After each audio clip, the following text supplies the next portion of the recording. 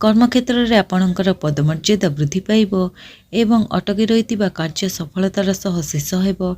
परिवार में हस खुशीर परिवेश एवं जीवनसाथी सहित संपर्क अधिक निबिड़ हो। दिनटी को शुभ करने हनुमान दर्शन करूँ एवं कर्म एकाग्रता बजाय रखु। पेट जनित समस्या स्वास्थ्य देखादेव। प्रेम जीवन में आपणकर मधुरता आसब। वैवाहिक जीवन खुशी कटिब।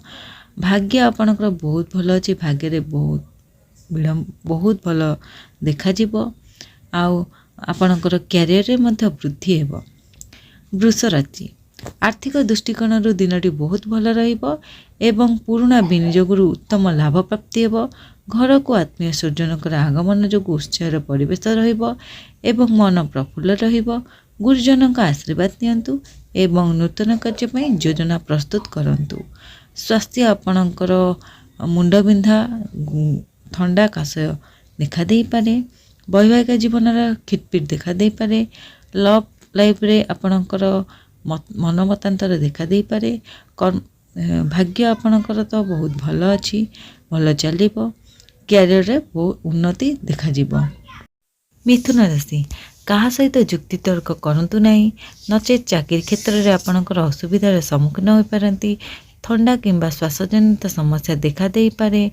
तेणु स्वास्थ्य प्रति सतर्क रुहतु। गाय को किछि खाइबाकु दियंतु एवं निजर बाणी उपरे बा कथा उपरे संयमता रक्षा करंतु।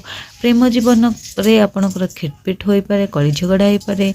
वैवाहिक जीवन अति बहुत भल अछि। आपणक जीवन रे कैरियर रे उन्नति हबो। भाग्य रे आपणकर आपण किछि जमी जमा कुनी पारंती।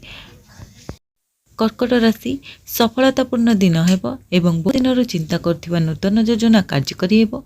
आध्यात्मिक कार्य रुचि बढ़िबो एवं मंदिर दर्शन करी आपण मानसिक शांति लाभ करिवे।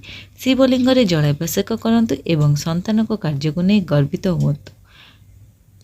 सिंह राशि समाज रे गौरव बढ़िबो एवं प्रभावशाली व्यक्ति सहित संपर्क स्थापन करिवार सुजोग पाइबे।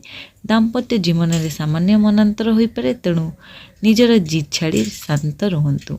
सूर्यदेव को जल अर्पण करंतु एवं अजथा खर्च उपरे नियंत्रण करंतु। आपणक घर को बंधुबांधव आसी पारंती। कन्या राशि कर्म क्षेत्र में निजर दक्षता प्रदर्शन करी आपण उच्च अधिकारी प्रशंसा भाजन हेबे एवं व्यवसाय लाभ मिलिबो। स्वास्थ्य प्रति सावधान रुहतु। टिके छोट मोट जिनस होई पारे। विशेष करी पेट जनित रोग समस्या देखा दे पारे संभावना रही। तुलसी मूल रे दीप जलांतु एवं बंधु को सहयोग ग्रहण करंतु। बंधु मिलन होई पारे। आपन को कैरियर रे आ भाग्य रे उन्नति देखा दे पारे।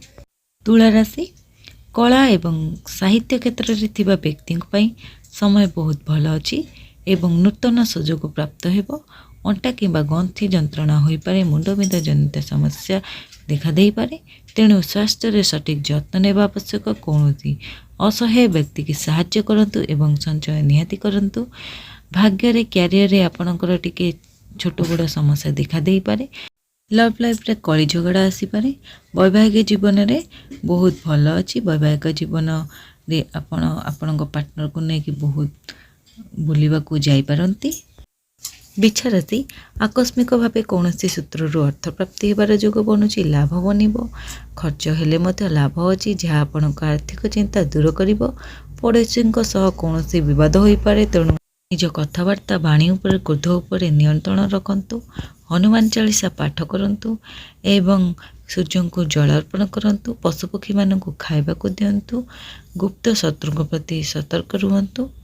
धनु राशि दिनटी शिक्षक एवं भौतिक कार्य नियोजित थिबा व्यक्ति अत्यंत मंगलमय रहिबो।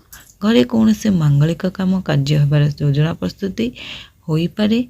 शुभ खबर मिलिबो। शुभ संकेत मिलिबो। हलदिया रंगर वस्त्र व्यवहार करंतु एवं भाग्यर सहयोग लोड़ंतु। आपणक कर्म क्षेत्र में बहुत उन्नति देखा देउची। वैवाहिक जीवन में संतान संतति के नेकी लाभवान रहिबे। मकर राशि कठिन परिश्रम पड़े मध्य कार्य आशानुरूप फल मिलवा पाई अधिक अपेक्षा करने को पड़ पारे। परिवार कौन वयस्क व्यक्ति स्वास्थ्य को लेकिन आप चिंतित रही पारे। ଯେମିତିକି ପେଟଜନିତ ସମସ୍ୟା, ଯେମିତିକି ଇନଫେକ୍ସନ୍, ଥଣ୍ଡା, ଜ୍ୱର। କାଉକୁ ରୁଟି ଖାଇବାକୁ ଦିଅନ୍ତୁ ଏବଂ କର୍ମକ୍ଷେତ୍ରରେ ଧୈର୍ଯ୍ୟ ରଖନ୍ତୁ। ବୈବାହିକ ଜୀବନରେ ଆପଣଙ୍କର ଫ୍ୟାମିଲି ପ୍ଲାନିଂ କରିପାରନ୍ତି। କୁମ୍ଭ ରାଶି, ବୈଷୟିକ କ୍ଷେତ୍ର ଏବଂ ଯନ୍ତ୍ରପାତି କାମରେ ଥିବା ବ୍ୟକ୍ତିଙ୍କ ପାଇଁ ଦିନଟି ଅତ୍ୟନ୍ତ ଲାଭଦାୟକ ହେବ। ପୁରୁଣା ବନ୍ଧୁଙ୍କ ସହ ସାକ୍ଷାତ ହୋଇପାରେ, ଯୋଗୁଁ ଆପଣ ମାନସିକ ସନ୍ତୋଷ ପାଇବେ। ଶନିଦେବଙ୍କ ମନ୍ଦିରରେ ଦୀପଟି ଅର୍ପଣ କରନ୍ତୁ ଏବଂ ଯାନବାହନ ଚଲାଇବା ବେଳେ ସାବଧାନ ରୁହନ୍ତୁ। ମୀନ ରାଶି, ସମାଜରେ ଆପଣଙ୍କର ପ୍ରତିଷ୍ଠା ବଢ଼ିବ ଏବଂ ବ୍ୟବସାୟ କ୍ଷେତ୍ରରେ ଦୂରସ୍ଥାନକୁ ଯାତ୍ରା କରିପାରନ୍ତି। ଆପଣଙ୍କ ପାଇଁ ଲାଭଦାୟକ ହେବ। ଦାମ୍ପତ୍ୟ ଜୀବନ ବହୁତ ସୁଖମୟ ହେବ ଏବଂ ପରସ୍ପର ମଧ୍ୟରେ ଉତ୍ତମ ବୁଝାମଣା ରହିବ। ଭଗବାନ ବିଷ୍ଣୁଙ୍କୁ ପୂଜା ଅର୍ଚ୍ଚନା କରନ୍ତୁ ଏବଂ ଦାନ ଧର୍ମରେ ମନ ବଳାନ୍ତୁ। ଆପଣଙ୍କ କର୍ମକ୍ଷେତ୍ରରେ ଆପଣଙ୍କ ଭାଗ୍ୟ କ୍ୟାରିୟରରେ ବହୁତ ଉନ୍ନତି ହେବାର ଦେଖାଦେଉଛି। ଆପଣଙ୍କ ବନ୍ଧୁ ମିଳନ ହୋଇପାରେ, ବନ୍ଧୁଙ୍କ ସହିତ ଅତି ନିବିଡ଼ତା ସହିତ ହୋଇପାରେ, ବହୁତ ଭଲ ଯୋଗ ବନଉଛି।